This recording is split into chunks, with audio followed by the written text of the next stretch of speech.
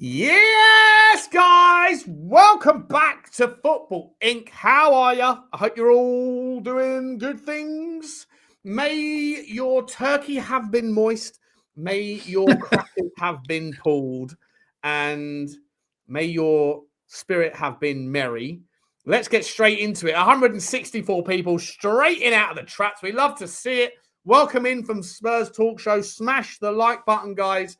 Smash the subscribe. I'm back with Jonny H. 3232, and it is Friday. It's Boxing Day for many of you. It's Christmas Day for this guy because, well, you know, I didn't have a Christmas Day yesterday. I was just explaining to the guys on the previous side, so I won't bother talking about that. Jonny, how was your Christmas, my man?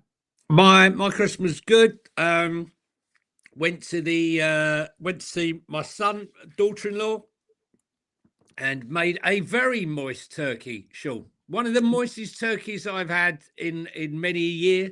Did you cook it? Yeah, she cooked it. Yeah, duck soaked, duck fat, potatoes. She had the works. There was nothing that was left to chance. The daughter-in-law.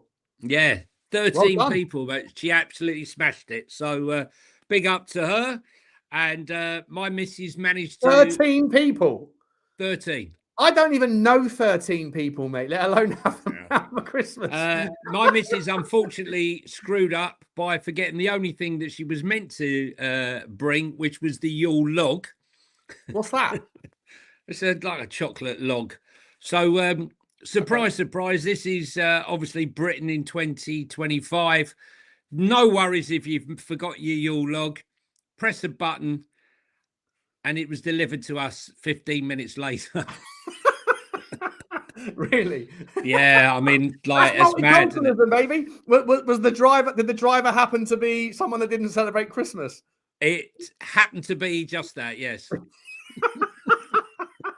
Now, don't tell me multiculturalism is a problem, Jonny. When you need a Yule log, you can always get one. Back in the day, Christmas Day, you had no chance of getting a Yule log. Look how the world's progressed. Oh, dear. I could have got a second-hand turkey, probably. That's amazing. Yeah. I don't know what a Yule log is, mate. I don't know what a Yule log is. It sounds like something you do on the toilet.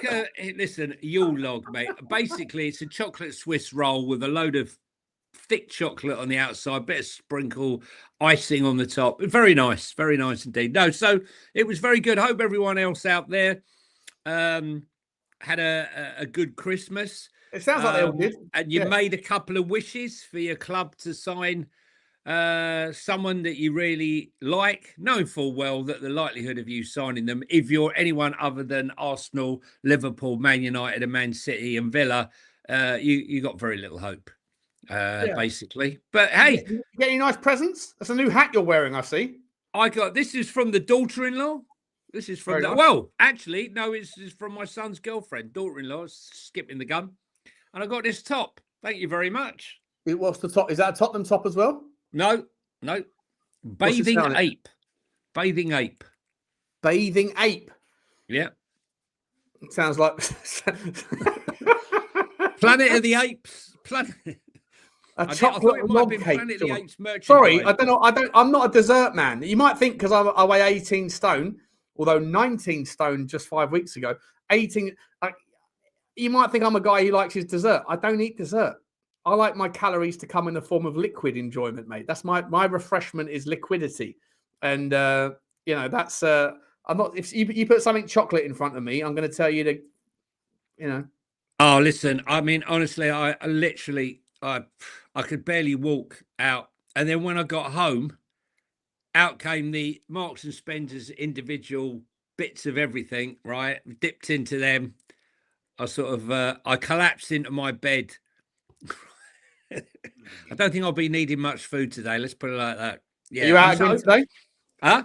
You out again later? Yeah, I'm out again for tea. Family tea. Other side of the family today. Yep. Tea time. Where are you going? Yeah. I'm just going around for tea. And then I will be back to watch the most important part of the day, which is the big game, Newcastle Man U. Yeah. Good What for you, about the mate. Good for you. transfers, Shawnee? What about the transfers, right? We're 6 days away, guys. 6 days only from the opening of the transfer window. And I'd like to know what you guys think in the chat. Are we going to have one of the busiest transfer windows in a long time due to the fact that the World Cup's in the summer and clubs will want to get their business done? Or will it be a so-so window where just the desperate are looking for players? Stay there, Johnny. 1 second, mate. No worries. Let us know what you think. Let's see what. Yeah, M&S nibbles can't beat an M&S nibble. I'm just trying to work out now whether or not did the transfer window close on the 1st of February or is it the 2nd this year? I'm not 100% sure. I'm going to go and check on that. But let us know, guys. Let's have a look here. Sorry, while he's gone. Let's have a look at some of the transfer news. Sorry about that. Oh, he's back. He's back. I'm back. I realised I brought a couple of Sprites upstairs for my next drink, and then I left them on the radiator. The radiator that's been stone cold for the last 48 hours. Now it's piping hot. Had I not just gone and got that, it would have exploded. It would have exploded. the cans of Sprite, I've just replaced them, but they were absolutely boiling hot. So it's very interesting. Like, so we've got a few hundred people that have turned up, for some football, and what we've delivered is Yule log, and food. We could have a food show, Sean. Better than a plumbing show. And it's I'm starting a new DIY plumbing channel, 100%, because I think that whole plumbing gig is a load of nonsense. You don't need plumbers; you just need to look on YouTube. And next up is going to be the food ball show as well. Johnny, let's talk a little bit about Tottenham Hotspur to start things off, mate. £150 million transfer. £150 million transfer budget, mate. Are we going to spend it? It's hard to know, Sean, isn't it? Let's be honest. I think that's a theoretical 150 million. I think what will end up happening is if the players are available, the right players are available, the money will be spent. But I can't see them spending the money if on an also ran. What Spurs definitely don't need is a bunch of stocking fillers. We need a major present or don't bother. Like that. I've got no interest in it. I like that. It's a lovely little analogy there, Johnny boy. No more stocking fillers, no more Rayans, no more Matthias Tells, no more Odegaards. Go and get none of that. Get me a big one that requires its own. It requires that you've got to almost dig down into the ground because there's not enough space under the tree for the geezer. That's what we want. Yeah, 100%. 100%. And you're looking confused and shocked. Is your computer spamming up again? My computer is right now. Has it gone weird? It's gone weird again. I can see the picture. Your eyes going. Oh, what's going on? What's going on? Let's put it like this. I've got a quarter of everybody, but that's okay. As long as I can see what the chat's saying, it's fine. Look, I think the fan base has seen enough of as I said, the stocking fillers to last a lifetime. We need game changers, otherwise don't bother. The interesting thing is we've spoken about Savinho before. Everyone had the hots for Savinho. And how fickle we are as fan base, because now fast forward, 4 months, 5 months, and the vast majority seem to be against the signing of Savinho because he hasn't performed. They're now enticed by the thought of Mamouche being available. But as you and I both said, if Haaland gets injured, Mamouche is the backup and they're not ready to sacrifice. sacrifice that. Talking about Pep Guardiola and sacrifice, did you see him weighing Erling Haaland? Weighing Erling Haaland? Yeah, he said if anyone comes in £3 overweight, they won't be going to Nottingham Forest. Really? Yep. How much more did you weigh? Did you weigh more this morning than you did yesterday? Yes, but I did. But I think, it's another couple of days. So you can eat, but within reason, I think is what he said. I actually lost weight yesterday. Yeah, but that was because you were in the boiler cupboard. Yeah. So I didn't eat any. I was a little bit under the weather. We had so was people that were around my house, and because we had we didn't do anything. I didn't even have Christmas dinner yesterday. I was just saying to the guys on the spot, we're doing it today instead. Christmas Day is today for us, so that's why I've started drinking early and getting into the spirit. But yeah, literally, yeah, literally, metaphorically, yeah. I feel it's a little bit harsh to weigh people on Boxing Day and say you unbelievably greedy bastard, because if you just what are you saying, like just having turkey and a couple of roast spuds and suddenly you're a fat git? Is that what Pep's saying? Well, I think Pep's saying that he wants discipline. Listen, I love Pep. I really do. I mean, he just keeps reinventing it, keeps demanding more. He's not afraid to sign a top player. And if you don't do what I want, I don't care who you are, you back out the door again. Doesn't matter. Ego's left at the door. However great you thought you were, you're nothing. You're nothing. You get yourself into the club and start performing. Look, he's had a go. He's had a go at Gavidal the other week about the defending, even though they won 3-0. He had a go at Phil Foden about his final third delivery and being calm in his delivery. Pulled him up on that, even though he scored a goal and defensive duties, he was fantastic. This is a guy that demands nothing but the best, which is probably where Arteta got a lot of his management skills, because let's be honest, he worked under Pep for quite a long time. And I think he thinks he is Pep, but he doesn't have that. He doesn't have that lovable feature that Pep has, does he? Really? No. He's the type of guy you just want to punch on the nose. You just want to punch him on the nose. Or in fact, I'll tell you what I'd like to do. When he's running along that touchline, stick my foot out. If I was the fourth official, that's what I'd be doing. I can't bear him. I hear you, mate. I hear you. Let me ask you. Can I ask you a question about Manchester City and this pursuit of Semenyo? So Paul Merson has come out today and said, "No, well, listen. He's basically said, when asked which club needs Semenyo the most, Merson told Sky Sports, Tottenham. They really need to make a real key signing that will kick them off. They have a wage structure at Tottenham and don't really pay big money, but this could kickstart them. For me, I think Tottenham would be the one. It would be a statement for Tottenham. It would kickstart them moving forward for the next 5 or 10 years. Beat a couple of other clubs to him. He will play every week and wants to play football. You get the consistency of playing week in, week out, but I think he suits them." He's talking about Pep Guardiola as well. And he says, how long will Pep be there?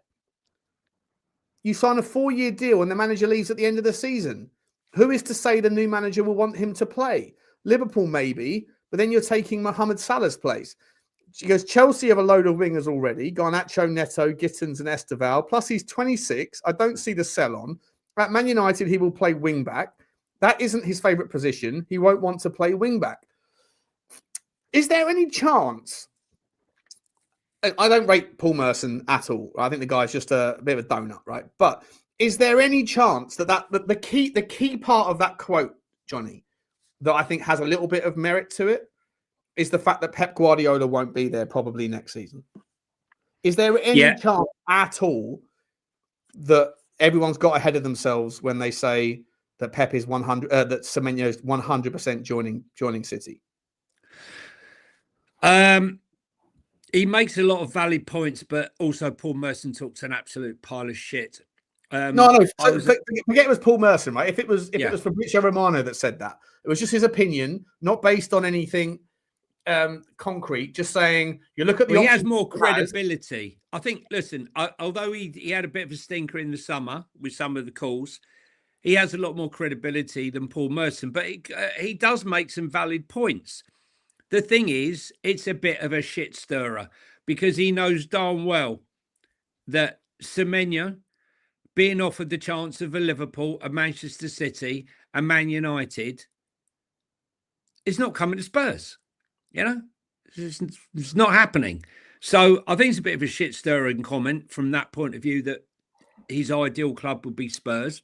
It would be. It would be. Just right. Like, when you talk about those options, he's saying Chelsea don't need him, and the whole buying a young player that Chelsea might do and then sell him on in the future at 26. That's kind of not the thing, right? Manchester United. I've said this all along to you, and I think you agree with me that it doesn't really make sense him going to Manchester United because he doesn't play as a 10 and United play as a double 10. So it doesn't make sense. I'm not saying it's going to happen, but I'm just saying this narrative that's out there that he's chosen Man City. Do we know for sure that that's the case? No, nothing's for sure. Look, we've had signings at Spurs that have been actually in the room, about to sign a contract, and so just going to the toilet, hop out the window, get in the car and drive inside for another club. It's happened many times before. And you also have you have agents that are very smart and they use one to play off against the other. And the agent right now will have various offers, not just from clubs in this country. I'm sure he has offers from clubs abroad as well. But look, Liverpool for me still makes the most sense because I think Mo Salah's going to go. I think all this, it's all made up now. I think maybe when they see what's offer while he's at AFCON, he might still go. And if he doesn't go now, he's definitely going in the summer. And I wouldn't be worrying about what he's going to offer now anyway. So, no, for me, the most sense makes Liverpool.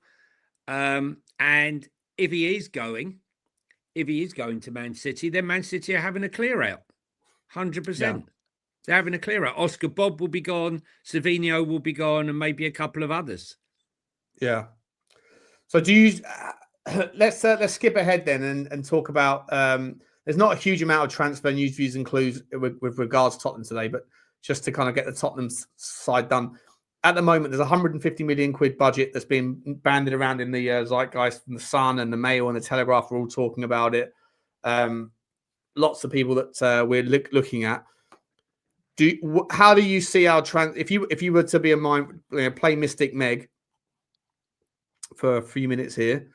What does our front line look like, or our midfield look like on February the 1st?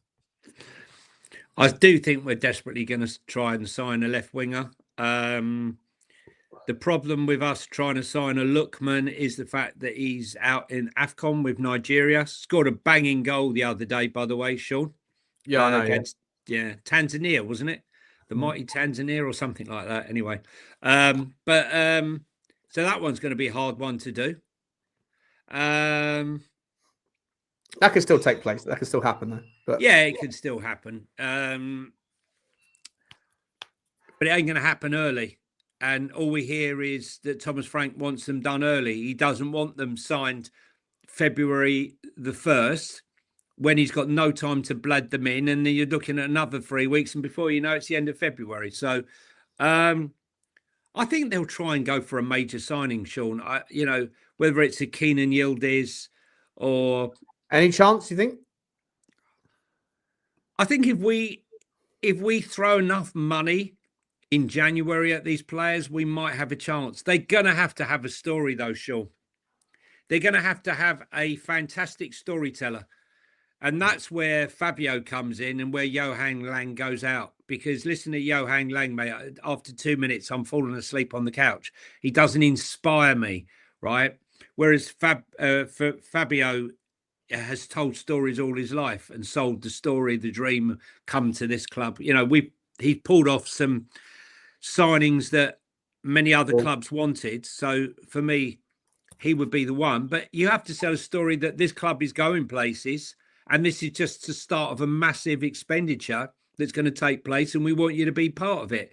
There's 500 million that's going to be spent over the next, I don't know, year and a half, whatever the story is. We got huge plans. We only want to sign the best players. We signed Xavi, we signed Kolomuani, blah blah blah.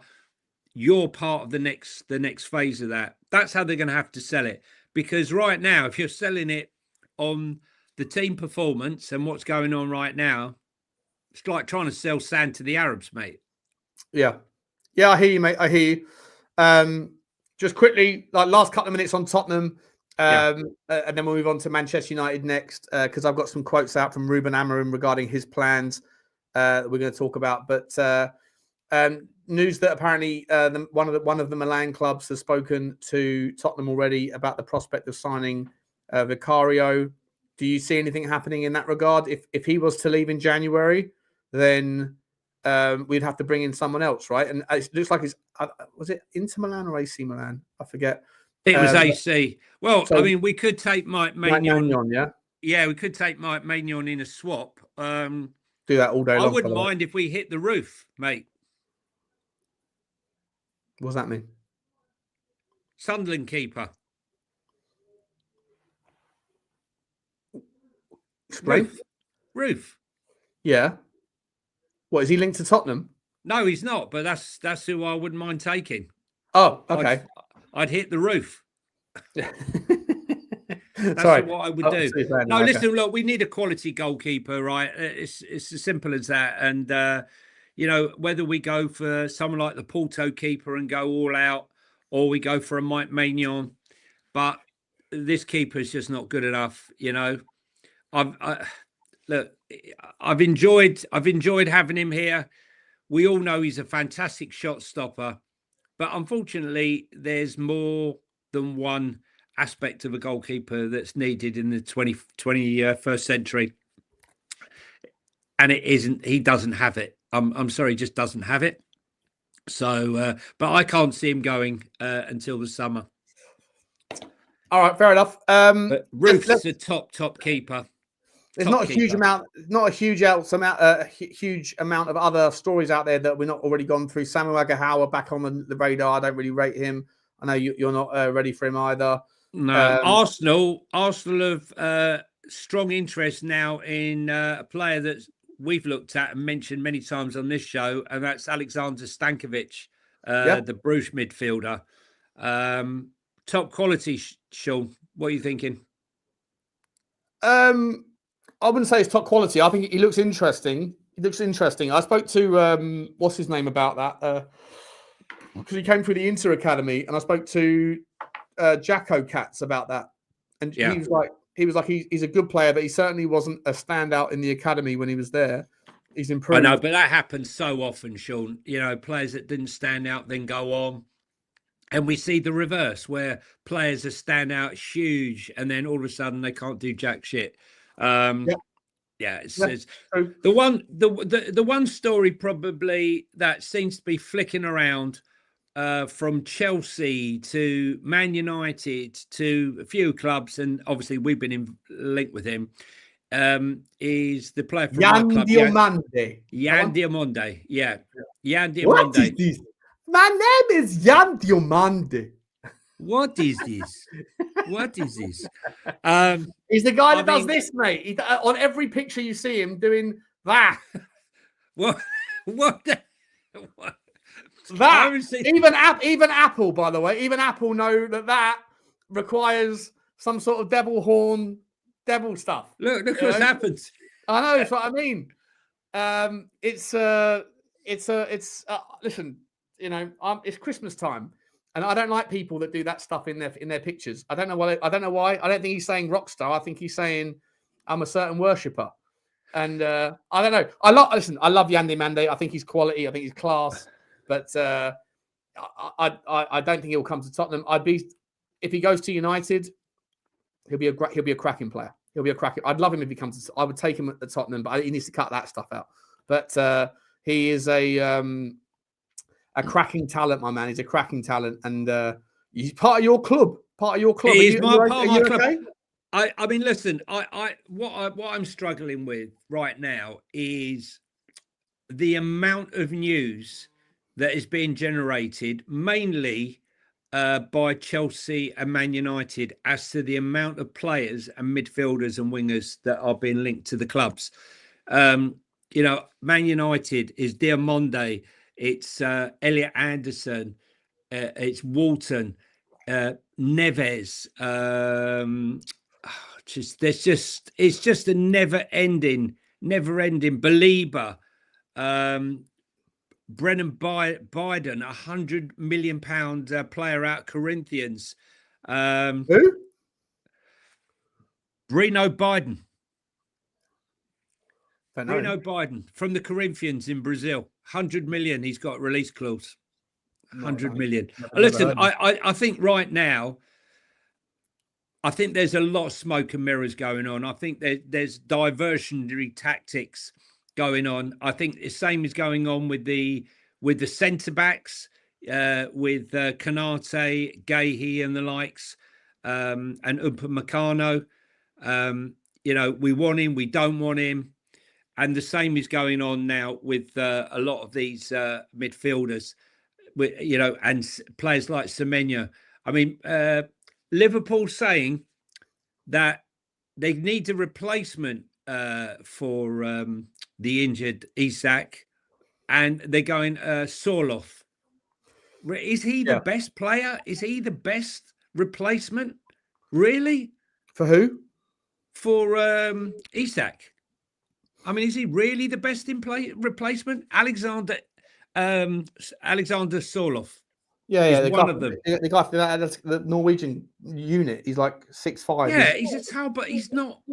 You know, I wouldn't He'll finish up, but he was dog shit. This is the thing, mate. This is the thing. Okay, so same conversation with a Lookman. Terrible when they're younger in the Premier League. They go somewhere else. They rally up. They start to bang in the goals for a decent team, and then people look at them again. And we were linked with Sorloth in the summer, and I looked at him extensively on the Y Scout, and I was like, I like him. I really like him. And this season, he's carried on banging the goals in for Atletico Madrid. He's a unit. He's strong. He's got a lovely little foot on it, a lovely little shot on him. He's also good in the air. He's heavier. He's not like as fleet of foot as like Crouchy's, you know, the Crouchy and Khan at Voltamade, but he's in a bigger, stronger, faster type of environment. With him, you've got bigger, stronger, not necessarily faster. Maybe the game when these guys were in the Premier League before was a different sort of pace to the Premier League, a different sort of requirement. Maybe scouts are looking at these players saying, you know, you've improved from the version of yourself that was here 5 years ago, because he was at Sunderland, wasn't he? Not Sunderland, Brentford. Yeah, but do you bring them back to the scene of the crime? Right? It's very difficult to bring them back to the scene of the crime where, you know, they were shocking. And then you're bringing them back for a fee, many times the original fee that they were bought for and sold for, to bring them back to a league where, you know, they weren't doing it. So for me, it's always a question mark. I just think with Lookman, who a couple have said that, Sean, you need to get a room with him. Skunk Works said Sean needs to get a room with Lookman. Like him, you fucking love him. I don't love him. We would like him. We would like him. I like him a lot. I like her a lot. Foxy's coming as usual with the update on Biden. That's not Joe Biden, by the way. They call Biden the Brazilian Pedri. I hate those comparisons, but he's technically brilliant. Lovely left foot. Is he worth 100 million though? You know, the 100 million. I'd know him if it was worth 100 million quid, mate. We'd all know a bit more about him, wouldn't we? Yeah, I mean, look, the thing is, the casual way people put 100 million price tag on Carlos Belieber, 100 mil. Maybe we should do that with Mickey van der Ven. just say 100 mil. Do you think Mickey van der Ven wants out of Tottenham? Yeah. Yeah. Do you? I agree. Yeah, I agree. Look, Manchester United. So Ruben Amorim has spoken and has said we have space to have more players, but it is very important thing that in our club that we have a plan and we need to bring players that we know. It's hard to know for sure that everything is going to work, but we need to be certain of the players that we bring in. If we are not sure, it's better not to bring anyone and to work with the players that we have. That is clear for me. Maybe I should be different, like so many managers, but that is my thinking. Stab him in the back. Yeah. And I think that it's the thinking of the board that we cannot do the same mistakes that we did in the past, and we need to survive these moments because we have players coming from international teams and from Europe. I think I have a good feeling on that. That's why we will not bring in a player that has that feeling face to face. So does that mean that when you read between the lines, the perfect answer to all of his dreams then would be a player he does know very well and does fit is Ruben Neves? Yeah. But Ruben Neves hasn't been linked in the last few days. The links for Man United is Manuel Ugarte to leave the club. Galatasaray has an interest in Ugarte. He was a player for United. I still think Ugarte is a cracking player, by the way. I think he's just in a shit environment, personally. I think he'll go on to be a great player at Galatasaray. That's where he goes. He'll have a great World Cup. 100%. According to Madrid-based source Defensa Central, Vinny Jr.'s agent has offered the winger to Manchester United. El Nacional reports that United have offered more than 100 million euros to sign Vinny Jr. I mean, how many players can they sign? Belieber, 100 million. Anderson, Walton, Neves. I mean, the list is endless. Conor Gallagher on loan. But where does Vinny Jr. fit into a double 10 model? I think it's just paper crap. I think it's paper crap. They clearly were trying to sign Semenyo, right? And that didn't work out. He's obviously chosen City. Fair enough. So does that mean that Ruben Amorim's finally going to change his model of football then? Because if so, why have we wasted the last 2 years hearing, if you want someone to do something differently, then find a different guy? I think he'll bring in a Conor Gallagher on loan, maybe with an option until the summer, and maybe a Ruben Neves. Those two players would add to their team. Bruno Fernandes is out at the moment. Casemiro is vulnerable. I mean, they have got Mason Mount that can step up, but he's not Bruno, is he? No. I expect Cunha to maybe step up and take more of responsibility in that team. But we shall see. Bradley Barcola has been offered to Liverpool, but he said he's made it very clear to anyone who's interested in taking him, they have to be in the Champions League, and that any switch to any club, there must be assurances of regular first-team football. How can any club guarantee first-team football? Is that even a thing? Well, it would be at Spurs, but no, it's a thing, isn't it? It's a thing. It's like, explain to me how you're going to use me. How do I fit into your? Yeah, that I get. But guarantee. Bradley Barcola is going to get first-team football wherever he goes, right? But he wants a guarantee, according to the people. I just think that players are on a high now. That they've taken over everything. It used to be there needs to be a balance between respect for the club, respect for the fans, the badge, and all the rest of it. You're getting paid a shitload of money, more money than most people will ever see in their lives in a week sometimes, and yet, they're behaving like this, off to the next one. And some would say that Alexander Isak's behaviour and his result in injury is karma, for the way he's behaved. He was on a very good salary. He was offered a better salary, turned it down, and now he's in a mess. Probably won't go to the World Cup now. Yeah, you reap what you sow. You He reap what definitely you wanna sow. go. How long's he out for? He's had an operation, hasn't he? Yeah, broken leg. Can I just ask you? We haven't mentioned it. We haven't mentioned it. What about this retrospective action against Cuti Romero? Because he was arguing about some of the decisions that were going, and he didn't run off the pitch.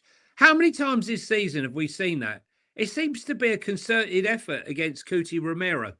Honestly, I up think it's until the also other because week. he didn't walk down the dressing room, that he came back out and watched from the sidelines. Obviously, you're not Yeah, supposed to do that. no, You know, right at the end of the game. I mean, listen, honestly. So what are they going to do? Ban him for another 3 or 4 games? no, I'd probably get an extra game ban or something. You know, I mean, honestly, they need to come up. Honestly, they need to sort themselves out because it's getting embarrassing now. How about sorting out VAR? How about sorting out the shitty standard of refereeing right across the board? Don't matter what club you support. I guarantee you've watched the game this season. Even if you took off your rose-tinted glasses, that some of the games this season, the refereeing and VAR has been atrocious. There's absolutely no consistency. That's what they need. That's what they need. They need to go in and sort that crap out before they, worry about a player who's been sent off and is standing inside the tunnel. Fucking hell, honestly. yeah, Enough. I hear you. Guys, I completely forgot to mention today's sponsor of the show is, of course, OK Jersey. I forgot to mention it at the start. If you are looking for your Christmas clobber for your new seasons, your athleisure wear when you're out running, pissing everybody else off because you're trying to be healthy when everyone else is hungover. If that's your get up, at least do the get up in some nice, unbelievably affordable prices. Search for OK Jersey, and wherever you find it, the best you can get. You can also get 8% off already incredible discounts by using code FINC, FINC, at checkout. Big up to them for the sponsorship. Johnny. Oh, just to say, just a quick clearance there. When I said Sweden, Isak's going to miss going to the World Cup. That's if he is fit. But Sweden had a disastrous World Cup qualifier, but because they did well in the Nations League, they qualified for the World Cup playoffs in March. So just for clarity there. Sorry, go on, Sean. Yeah, no worries. We have another transfer story. Let me just find it where it is on my list here. Here we go. Mario Gila. Remember him? The centre-back from Lazio. Tottenham were linked with him. Oh, yeah. A while ago. So Bournemouth and Chelsea alongside Tottenham. Wasn't he Real Madrid? Wasn't he at Real Madrid? As an academy? I'm not sure. Hang on. I don't think so. I'm not sure. But he's definitely at Lazio now. Was he at Real Madrid? Yeah, he was a part of the under-19s at Real Madrid, yeah. Yeah. See? Knowledge, guys. Knowledge. 3 years ago he was there. Yeah. Not as good as Foxy. Not as good as Foxy, but yeah. He joined Lazio in 2022. And he is he's on the list of a few different players. He's a very, very talented player, mate. Very, very, very nice. It's 30 million euros asking price, right-footed, right-sided centre-back in a back four. He's 6 foot, so he's not an absolute unit in terms of size, but he's certainly quick, and I've watched him before. Haven't done him through the Y Scout, but tenacious. And Super Mario, a bit like me yesterday. I was, hey, I'm fixing the plumbing. I'm fixing the plumbing in the house. Yeah, he's plumbing central. Yeah, listen, he's a good player. And look, like I've said many, many times, some players have to go backwards to come forwards. They have to leave a club or leave their academy. Look at Noni, left Spurs at 16, went to PSV to get some game time because he felt he'd play more there. He was right. And then he ends up at Chelsea and then he's at Arsenal. 2 big moves. So I said, sometimes you've got to go backwards to come forwards. One player who thought he was going forwards, then had to sign a new contract and has now gone backwards, is Jürgen Strand Larsen, Sean. Yeah. A lot of interest in him. West Ham and Crystal Palace. What are you thinking there? It's only one choice, isn't there? Yeah. But does he go? He goes there to play second fiddle behind Mateta, or is that because Mateta's going to leave? And if so, is that because he's going somewhere else in London? Yeah, look, I would take Mateta. He's been a bit off though, Sean, recently. I think there's obviously a bit of dispute and unhappiness that he wants to go. He's probably spoken to Steve Parish, and Parish has told him he wants 100 million for him to go or something ridiculous. So, but yes, I would say that the Strand Larsen signing is an instead of, as opposed to, as well as they got Eddie Nketiah, who for me doesn't cut the mustard. They spent 30 million on him. They ain't going to be spending 50 or 60 million that the Wolves wanted. That's going to be Wolves' biggest regret, Sean. They could have sold Strand Larsen for 50, 60 million. They refused it. Newcastle were desperate to sign him, and they signed him to a new contract. Now his value's gone down, along with the Wolves. So, yeah, I think they'll be to regret it because they would have been relegated with him or without him. Yeah. I don't know if I rate him though this season. I don't know whether or not what's happening in the club is he's allowed that to drag him down in his whole game, because you can still be a shining light in a shit team, as we've seen many, many times before. So I don't know. Yeah, I've not been impressed this season. I've not been impressed this season. He's definitely a talented player, but again, like you have to.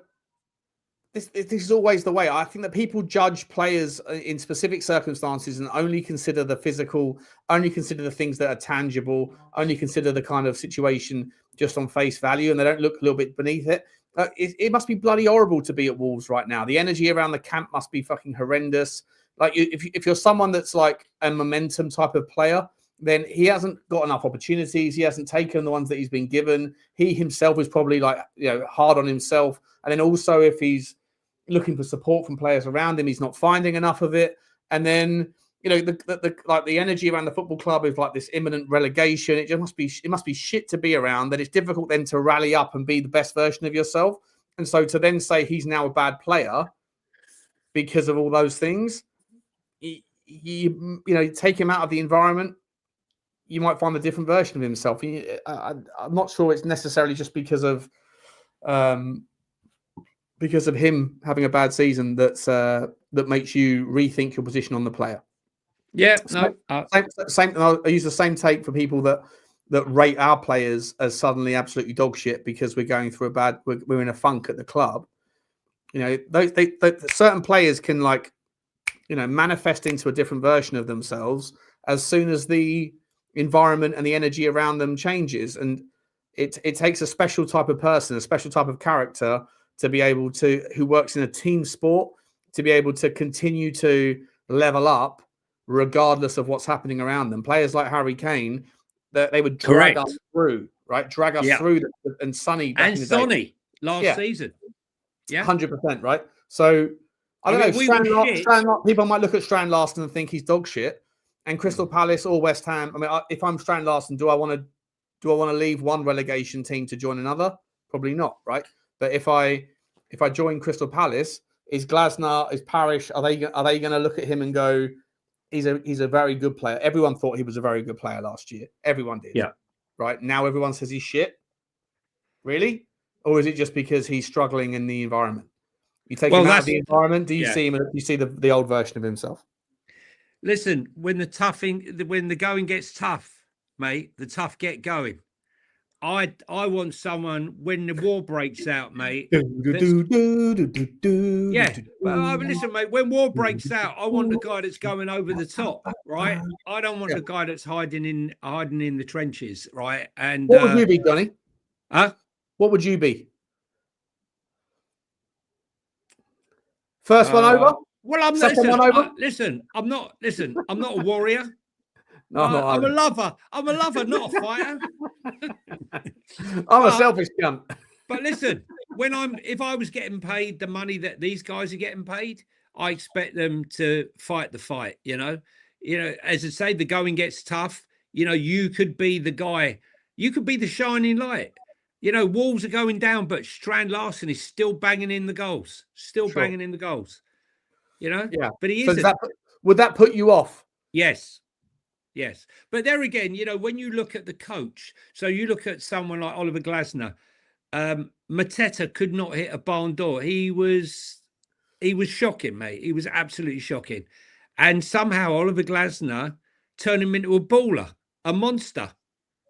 So I don't know. I think the same. Like, obviously, if you have the gumption about you to rally up, and when everyone else is putting his tools down because they're fed up. I've been in organizations that, and I've worked for organizations that are going through massive like shit shows in their period, and you see the guys that like thrive in good environments, and when everyone else struggles, they put their tools down. The people that I was looking out for as a sales manager, or the people that were, or the like a sales trainer or whatever, were the people that would, when everyone else was really pissed off, everyone else was like, "Okay, listen, do you want to have a crack at this with me? I'll give you a shot. I'll give you a shot at this particular new project." Right. And the only people I would pick were the people that still got on with it every day, regardless of everybody else around them going, "This is shit. I can't stand this. It's not me that's the problem. It's the product," or whatever else, right? Is the product? No one's interested in my product. No one's interested. Yeah. Fix the product. I can sell ice to the Eskimos, but you got to give me something good to sell. No. I want to work with the guy that says, "All right, whatever. Hello, mate. You want?" Yeah. Like, those are the people that I would reward 100% the first chances at the 100%. Opportunities when they presented themselves. 100%. And I'm not sure if Strand Larsen's that guy, but I also think that Strand Larsen is capable of a lot more than what he's currently showing at Wolves. So Palace might be onto one there. That Palace might get a decent player at half price. Well, listen, mate, where's João Gomez? Where's Andre? I mean, yeah. Would you still take Gomez though, wouldn't you? I'd probably take him, but it's made me question the heart, the fight, the desire. I'll be honest. But the fan base would see. This is the thing. Like, the fan bases around the country, they don't necessarily look into the players and like think that deeply about it. And if you go and sign, in fact, the very first comment on this show, the very first comment that was posted before the show even started was from this guy, Peaky Blinders. Strand Larsen, another utter crap, mediocre player to add to the collection. He was presuming this was about Tottenham Hotspur. Right. This was posted at 11:50, like 2 hours before the show started. It wasn't about Tottenham. It's about Palace. But people were going to judge these sorts of links and these sorts of players coming in based on what you've just recently seen in the environment in which they were operating. So I don't know the answer with Strand Larsen. Do I want Strand Larsen at Tottenham? No. But do I think he's capable of far more than what he's showing at Wolves right now? Yes, I do. And I think that he would be a player that a lot of clubs would see a lot of value from. And there'll be a lot of chairmen out there that will go, "What's the fair price, Sean? Forget the 70 million that Newcastle, 60, 70 million that Newcastle were looking to have to spend before they said he ain't going." 35 million? Yeah. If they think they're going to get 50, 60, they're pissing in the wind. Right. But I think he's a player that could get you 13 goals a season if you put him into he's a good finisher. He's a good player. I think he's a good player that could do well for it. But I don't think he's a top 4 club. And if that's what you're aspiring to be, then I don't think you want him. But a team that's a Palace level with an owner that's like, "I'm just happy to stay in the league," which we know that's the parish mindset, isn't it? Yeah, it is. I've got a story here. You'll love this one. Juventus are absolutely desperate to sign Sandro Tonali, and they're not well off financially at the moment, so they're looking to get creative with the deal. So they'd like to use Jonathan David in a swap for Sandro Tonali, right? Plus a bit of cash. Interesting. Have we got anyone we can swap for Jonathan Davis? You can have Brennan Johnson. You can have Benson call back. You can have 2 or 3. We'll have Jonathan David. Hasn't worked out, Sean. Hasn't worked out. Again, chose the wrong club, maybe. Yeah. And he's an interesting one, isn't he? Because that was his chance to step up and it hasn't worked out. Why hasn't it worked out with him? He wasn't just a guy that was doing it in the French league. He was a guy that was doing it in the Champions League year in, year out. Yeah. Is it the Italian league, though? capable. Is it the Italian league? Is it the pressure of playing for Juventus? Maybe the game's too slow. Maybe the game's too slow and technical there. Maybe there's certain players that just like that. He's a faster player. I think he would work in the Premier League. Well, look at Rasmus Højlund, mate. Rasmus Højlund couldn't do anything in the Premier League. He's gone to Napoli.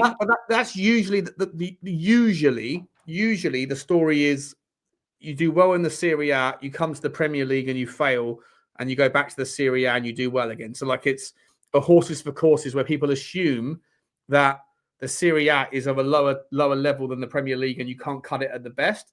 But the reality is that English teams don't win the European competitions every year. So therefore, like it's not necessarily more difficult, it's just different. And so there might be certain players that don't fit the Italian style of football, but they've come to the Premier League. I can't think off the top of my head. Chat, if there's 330 people here, by the way, smash the like, smash the subscribe. But can you guys think of any players that smashed it in the Premier League, went to the Serie A and failed, and then came back to the Premier League and went back and did well again? I can't think of any off the top of my head. Foxy, you might know. I'm sure there's plenty. Yeah, I'm sure there are plenty. Paul Gascoigne? No, he did well. He did well, didn't he? Tell me, was Lookman really a failure at the Premier League? I mean, he was a young kid before he's gone to Italy and become a success. Was he really a failure? I thought he was a talent. I mean, he wasn't. He didn't smash it like Moises Keane, Lookman. There's a lot of players that were just younger in the Premier League, went over there and did really well, and then we haven't seen their return yet. But I'd love to know if there were players that started in the Premier League, did well, went to Italy, didn't do well, came back, and then did well here again. That would be interesting, because if there's examples of that, then it builds the case for like it's not just about that the Premier League is the toughest of all the leagues and the Italian league is like almost like a championship, if you like, on that level. It might just mean that there's a different style of football. I'll tell you one thing, though. Players leaving the Premier League and going to Germany definitely seem to succeed. Whether it's Gittins, Sancho, Kane, both Bellinghams. Yeah, but I'm trying to find examples of players coming the other way. Trying to find examples of players that do well in the Premier League, that struggle overseas and then come back and do better. Yeah. That's the examples that I'm looking for. If anyone can think of them. Mo Salah went from Chelsea to Italy, came back to Liverpool. Went to Fiorentina, didn't he? Was it Fiorentina Salah went to? Sure, it was Fiorentina. Maybe Mo Salah's a good example. Yeah. Chelsea. Well, he didn't. Did he really? I mean, Polina. Jose Mourinho. He's a great example. Oh, yeah. Yeah. Paulinho. Very good at Fulham, not so good at Bayern. Jose Mourinho made a huge boo, didn't he? Got rid of Kevin De Bruyne and Mo Salah as not being good. Christian Eriksen, I'm not sure. Ian Rush, yeah. Where did Christian Eriksen play? Where did he go? He went to I forgot where he went. Pass. I've forgotten. But he came back.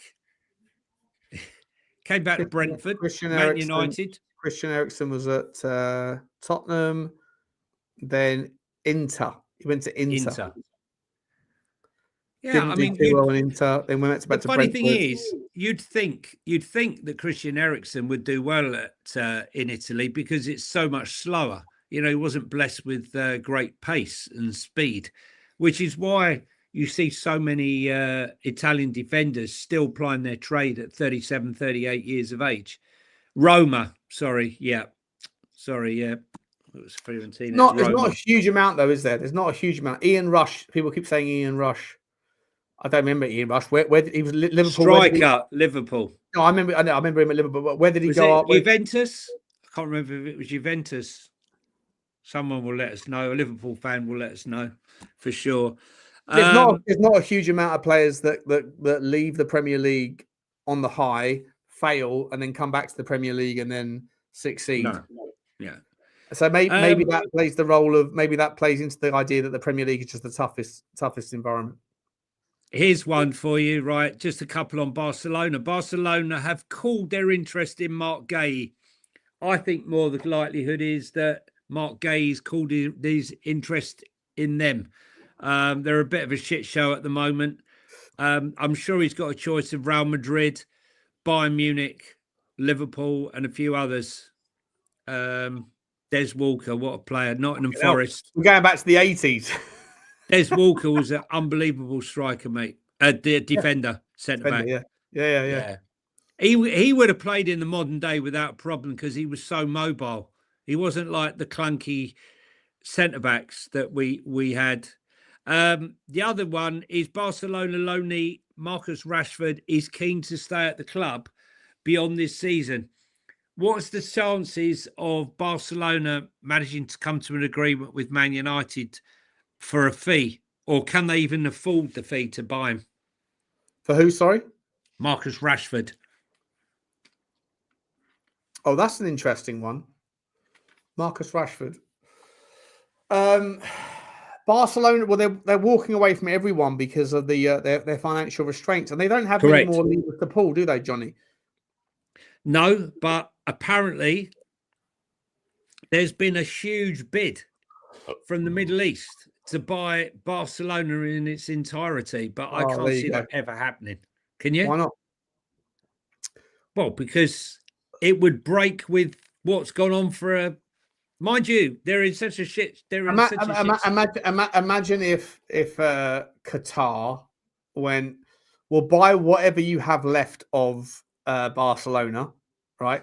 We'll also go back to the various companies that you sold your, and we'll buy all that shit out as well, right? We'll buy you for 5-8 billion, whatever, and then we'll also buy all of the kind of the TV rights deals and the commercial, all the shirts, we'll buy them back, all the selling of all of their shit. We'll buy all that stuff back off the books, and then they'll own 100% of Barcelona again as they move into that new stadium. And then Barcelona can, like, that would be, if you've got like, a trillion quid in the ground, and you're looking for a company, for a club that you could realistically take over and then just enjoy, turning into a Goliath, and then Barcelona would be the one, wouldn't they? Yeah. I just don't think the way it's structured with the presidents and the elections, I think it would break with tradition. And the whole point is independence from Madrid and the Catalonia region. I can't see that happening. I'm sure it's very appealing, but no, for me, I can't see it. Tell me something. This Monga from Leicester. Yeah. Massive interest. And yet, I tuned in the other day and they lost 4-1 to QPR. Is he, I mean, he looks good, but is he really the sensation? Huh? He does look nice. I ran him through the Y Scout in September. I think we were linked with him at the end of the window. We've been talking about him a while, but I'm just wondering. He does look quite nice. But I'm not, dude. I'm not interested in any more of this shit. Like, we'll talk about him for going somewhere else. I don't know. You never know, do you? You never know. Chelsea, mate. Why would you go to? Right, so I'll give you. Why would you go to Chelsea? Why would you leave Leicester, where you're playing? They'll sign you. They'll pay you 60 grand a week, which is more than Leicester can pay you. And then they'll ship you out to Strasbourg. You'll go and learn French for a year. You'll come back. And if you're not quite ready, they'll loan you out somewhere else, or they'll sell you, sell you. But you're getting your pay. You're getting paid. Your agent's getting paid. Your family's getting paid. Everyone's getting paid. And if you happen to make it, then you can be at the top table. But you would do it maybe because Chelsea's model hasn't proven to be a failure for any of the players that they've bought, because Chelsea have this propensity of buying everybody, getting bored, selling these players on for for the same amount of money or more that they bought them for, or sending them on loan to teams that play in European football. Like the Chelsea model is unique, but it works for everybody. Like Garnacho, Jamie Gittins, they're all happy. Whether they stay or they go or they're loaned out or they play, they're all getting paid more than they would have been elsewhere. And their agents get paid, their family gets looked after, everyone's happy. And Chelsea's reputation of ruining players never actually is fulfilled, because they always get to sell these players on for but never for a loss, essentially. There's a few players maybe, but not a lot. Like their model is unique. Nobody seems to look at Chelsea's purchases that they then get bored of as a reason to devalue the player. It's very, very, very weird, but it's like it's science. It's almost become science because I don't know. I don't know They're why. a trading company, Sean. Like we've joked around the eBay trading company, they are a trading company. I don't think there's any more room at Strasbourg. Personally, I think they're going to have to go and buy another football club. What happened to Mudryk? Right, what's happening with that? £80 million did they pay for him? Mudryk? Yeah. On a 9-year contract. We're not even sure what's happening there. He's gone completely dead. Is he getting? Is he even getting paid? I don't know. We haven't heard anything about the case. We haven't heard anything about the appeal. I mean, this has gone on for like over a year now. Still nothing. It's a strange case, that, mate. Very strange. Anyway, guys, listen. Do us a favour. There's been over 300 people here the whole show. We appreciate you massively. Please do smash the like button and hit the subscribe. It's massively important to the channel. If you do enjoy it, then please show some appreciation and give us a sub.